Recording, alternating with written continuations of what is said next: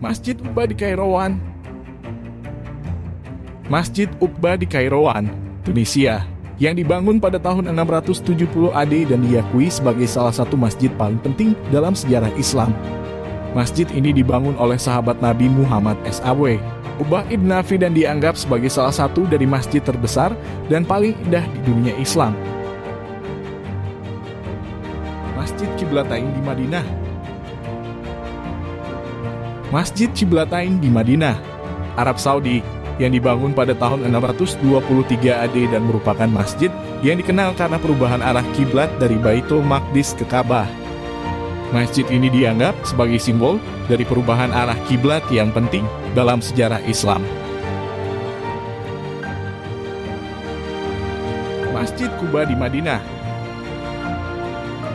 Masjid Quba di Madinah, Arab Saudi, yang didirikan oleh Nabi Muhammad SAW pada tahun 622 AD dan merupakan masjid tertua di dunia.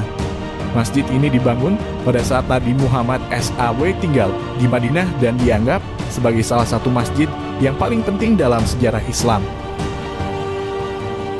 Masjid Al-Aqsa di Yerusalem.